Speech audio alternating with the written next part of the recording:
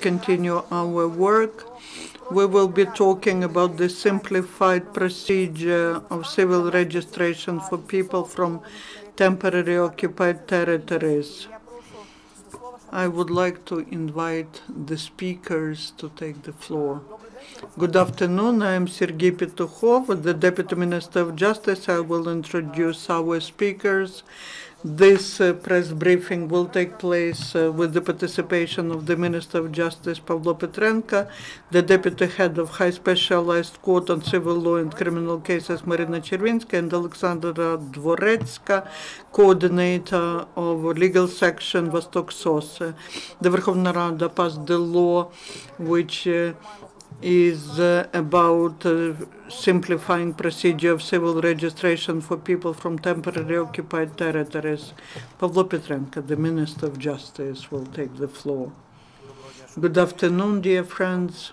In fact, Ukraine is in non-standard situation, unlike other countries which are the members of the Council of Europe. We are in the situation when part of our territories are temporarily occupied because of the aggression from Russian Federation. That is why during the last 2 years, the Ukrainian legislature, the Ukrainian Ministry of Justice developed some procedures and regulations which allow Ukrainians who are on the temporarily occupied territories to have contact with the state, and this contact with the state is reflected in legal documents which every person receives when the person is born.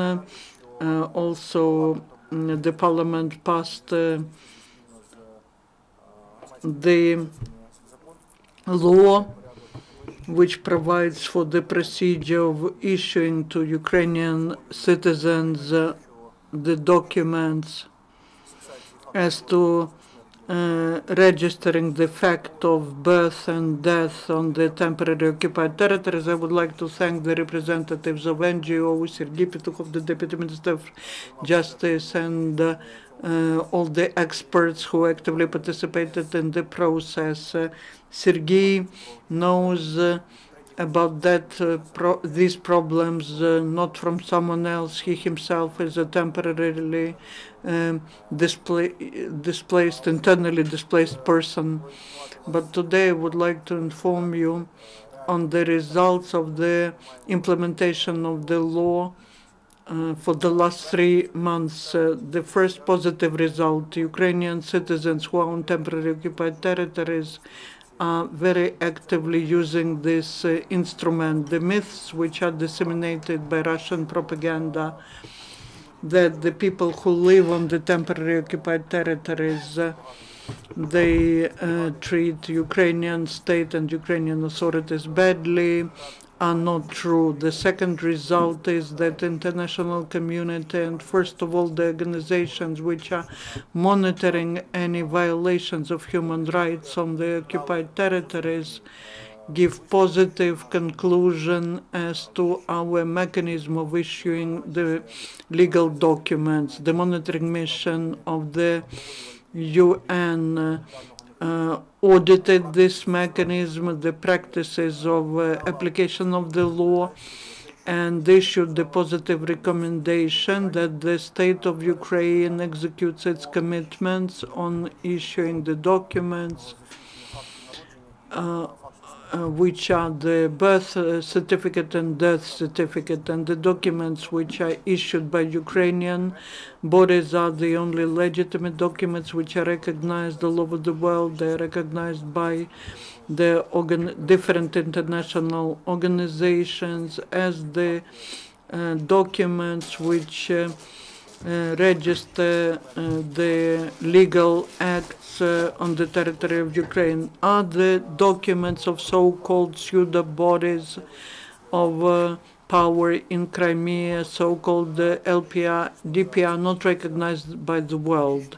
Also, within these 3 months in all the regions of Ukraine, our citizens, IDPs, or people who leave the temporarily occupied territory, they received this opportunity, and now they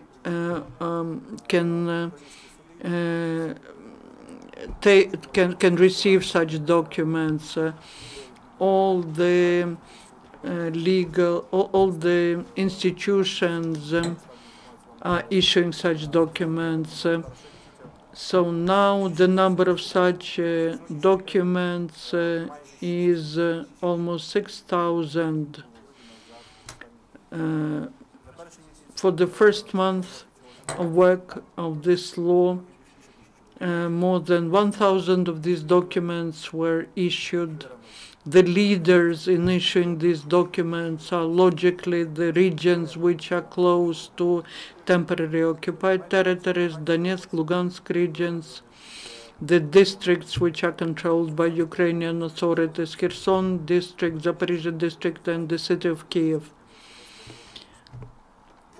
I would like to remind you how we simplified the procedure of issuing these documents. Unlike the mechanisms which existed before the law was passed, the person who wants to receive the death certificate or birth certificate submits the application to any Ukrainian court. The format of the application is provided by all the bodies of registration. Our people give advice to citizens. This application is very simple, one page. They submit some evidence of birth or death. The second innovation, this application could be submitted not just by father or mother of a born child, but by any relative or just a representative of this family.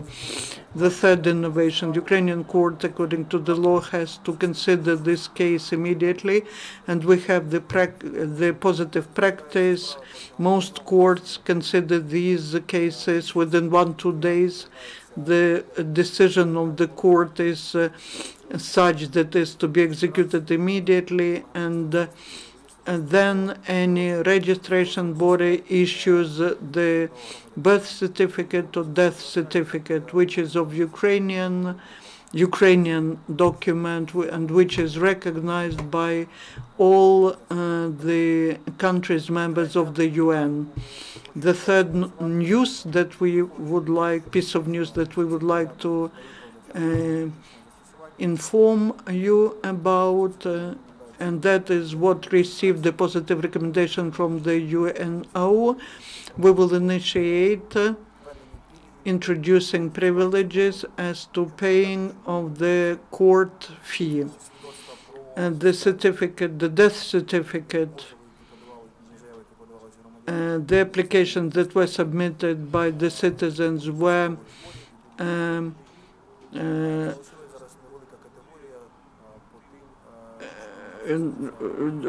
when the people were submitting such applications, they didn't have to pay any fees. So this category of cases, these are the cases of the citizens which are socially sensitive, and so we request the Ukrainian parliament to introduce privileges to Ukrainian citizens so that they do not have to pay the court fees, and we will request the Verkhovna Rada to consider that as soon as possible, so that this privilege is provided to citizens who live on the occupied territories, so that they can easily receive the document on the birth of a child. The same way we will inform you about how this legislative initiative is executed in the future, because that is not just about foreign commitments of Ukraine, but that is also about the contact and not losing the contact of the state of Ukraine with our citizens who identify themselves as the citizens of Ukraine who are on the temporarily occupied territories, for whom it is very important to have contact with Ukraine, contact via legal documents to identify themselves as Ukrainian citizens starting from birth. And we will continue to introduce such initiatives as to other acts of civil status. We are now working on the mechanism of the simplified registration of marriage for people who live on the temporarily occupied territories. There's a certain time frame in the law. We have the initiative that for people who reside on the temporarily occupied territories, so that they can have their marriage registered immediately if they submit the application to any body of registration, so that they can get their marriage registered much quicker without any bureaucratic procedures according to the current legislation. Thank you. Thank you.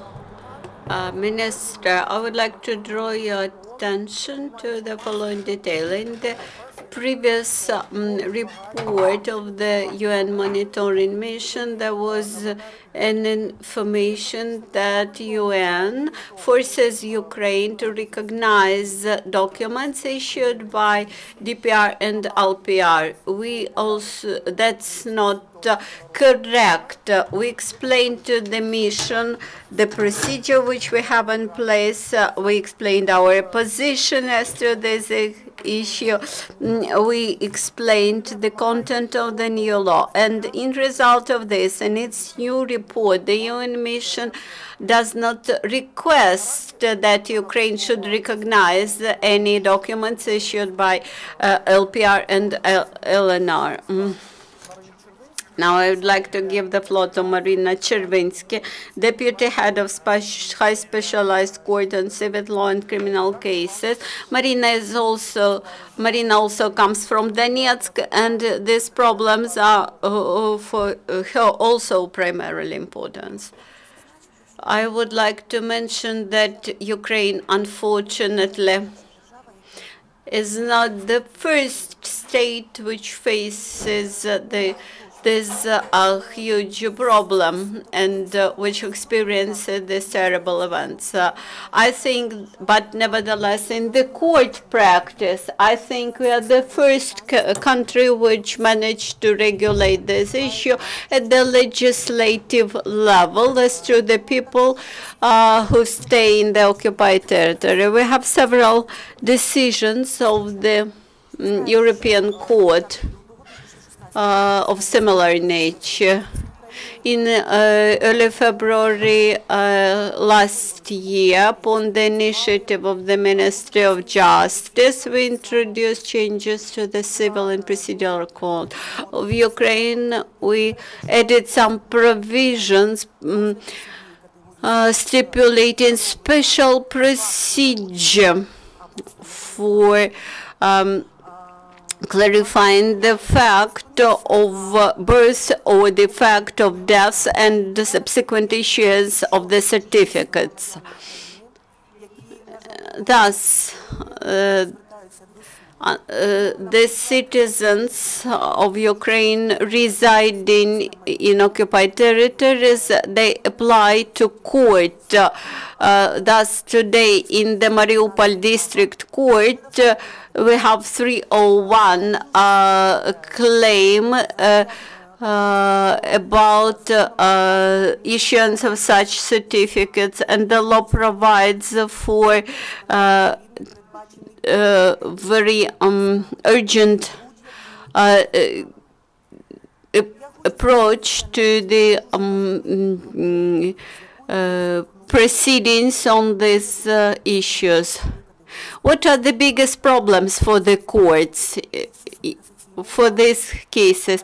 The specialized courts is the high specialized court, as other courts of appeal in Ukraine, have the function to provide methodological support to lower courts. And immediately after the law came to force, we received a lot of requests to explain the procedure, to explain the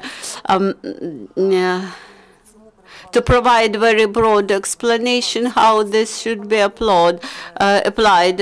All our judges from the civil chamber had to work hard. The biggest issue is the issue about proofs and evidences. When the child is born, what could be the proof or evidence that this very person has got a newborn baby?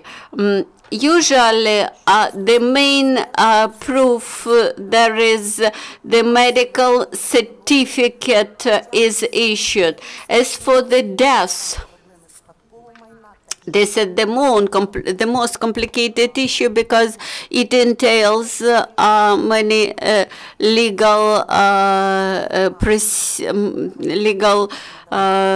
results related to inheritance.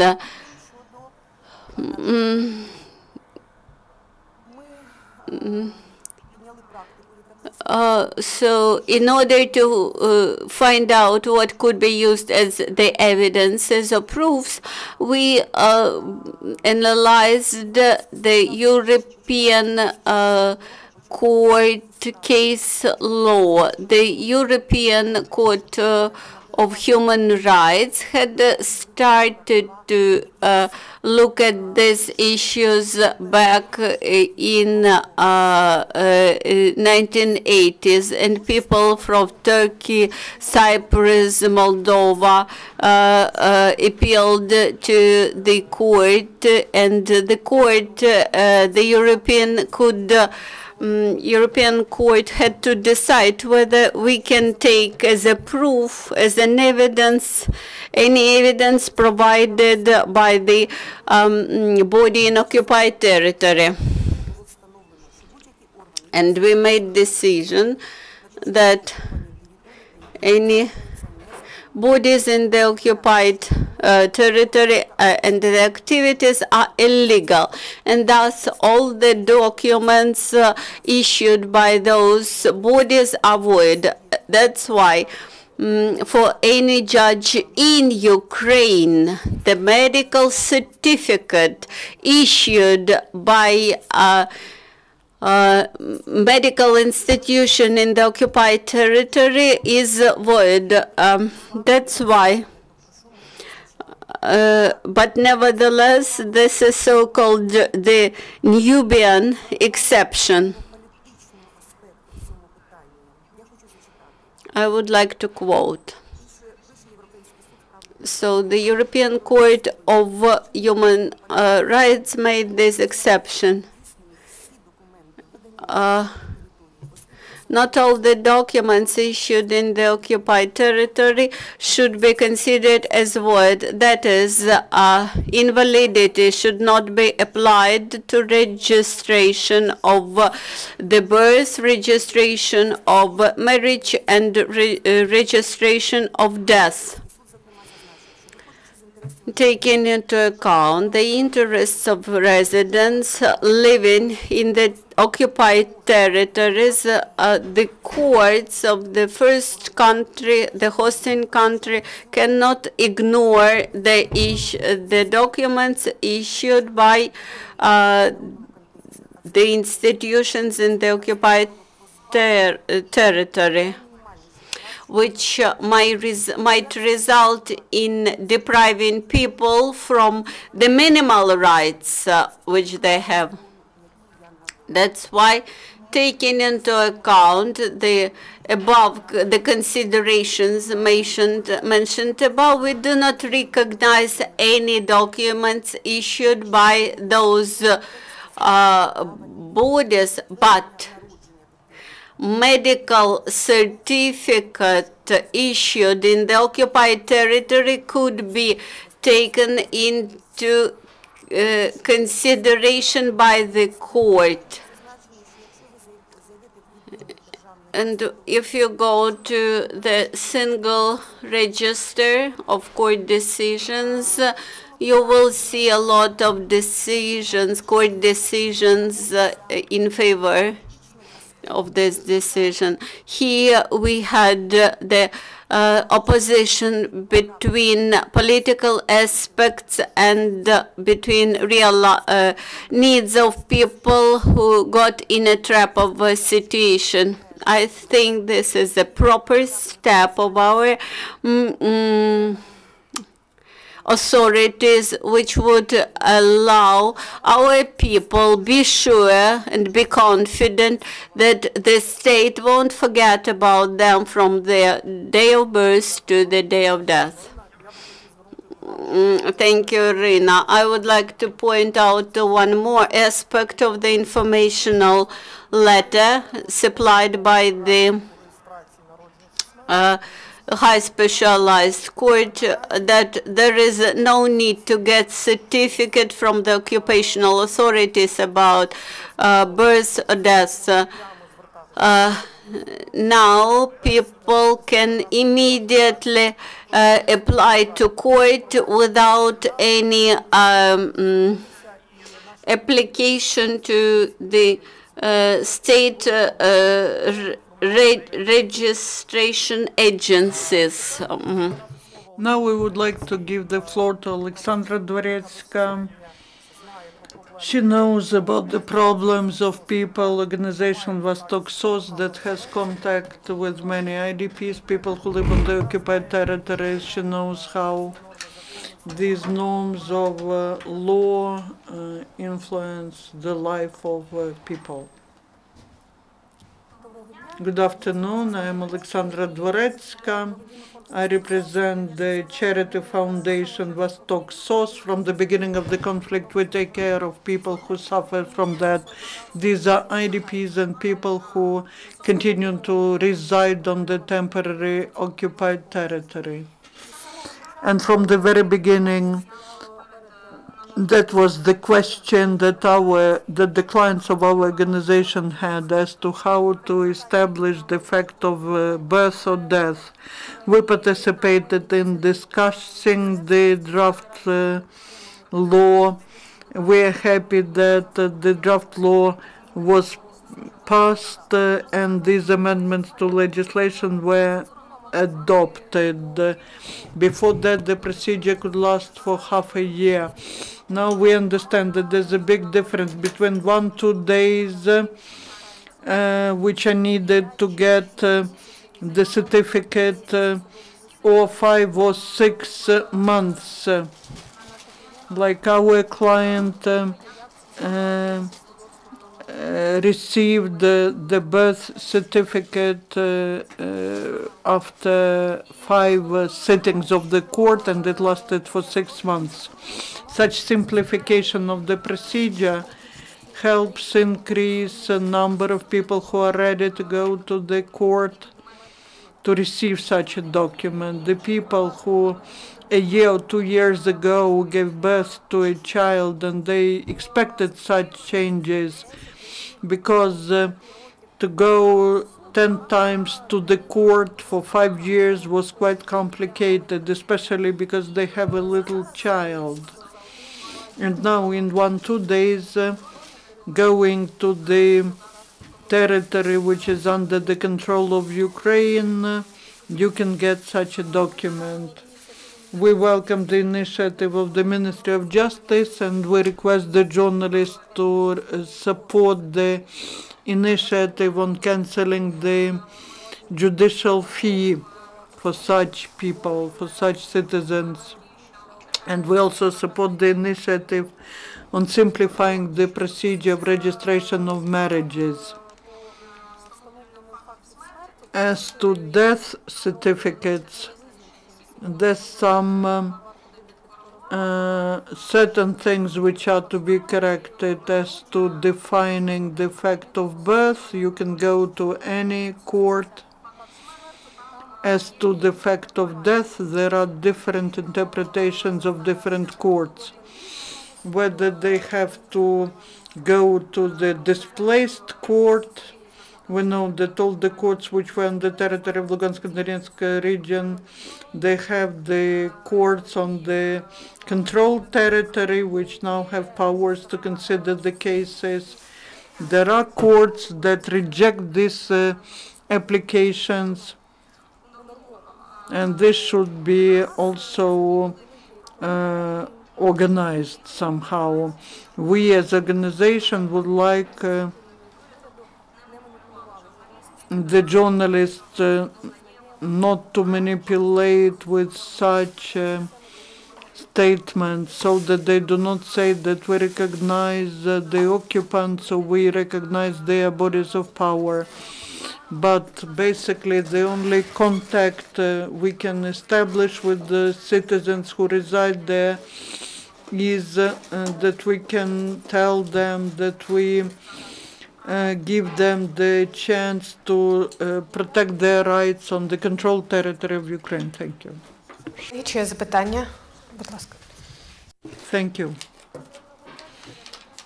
Victoria Dmitrenko, 1+1 channel. The question on a different topic, but very important one.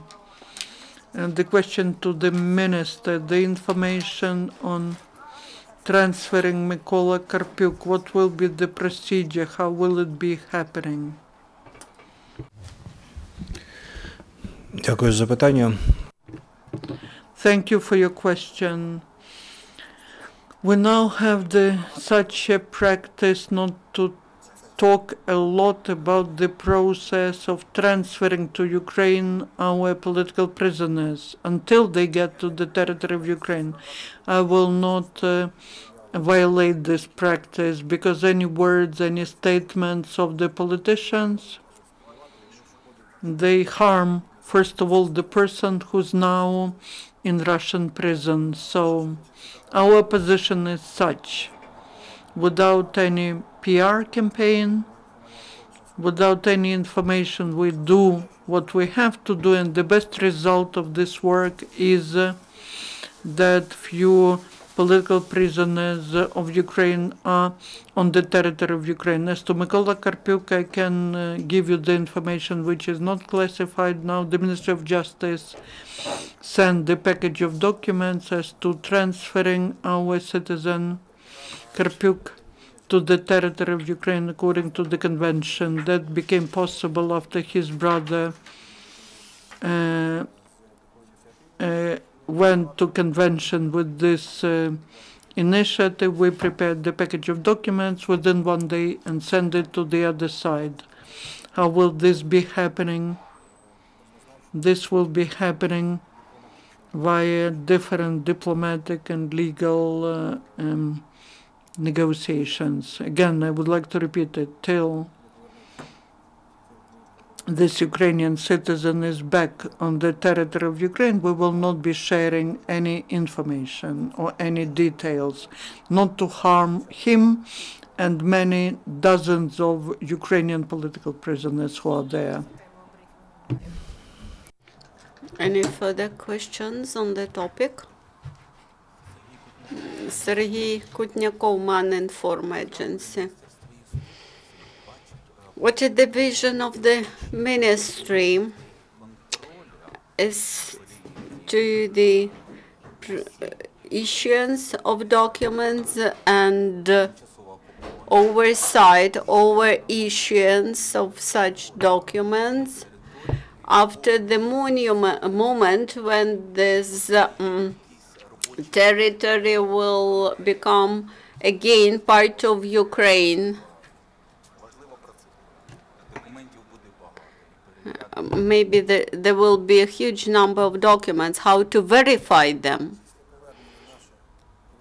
After bringing back our Ukrainian territories under control of Ukrainian authorities, I can assure you that all the citizens will have equal rights as to the simplified procedure in terms of registering business, registering civil status. You might remember that during the last years, the Minister of Justice had simplified many procedures in registration of business and registration of the civil status. Let God bless us, and we would not need any special procedures for any regions of Ukraine, that all the citizens would enjoy equal simplified rights. Thank you very much. I would like to ask a question on behalf of Ukrainian radio. How do you assess the possibility that Donbass will be given the special status based on the special law, just like with Crimea? As of today, we have a set of some settlements and towns in Donbass. They are defined as an occupied territory where there is no control of Ukrainian authorities. This issue is resolved by the Ukrainian government and Ukrainian parliament.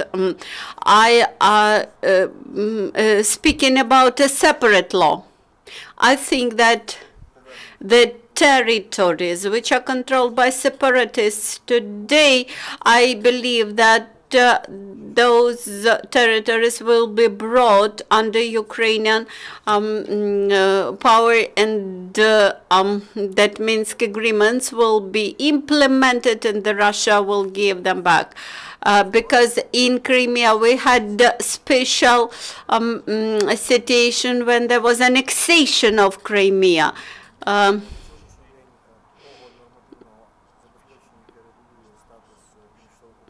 That's why, as of today, I think we have sufficient legal framework for regulating relations in occupied Donbass.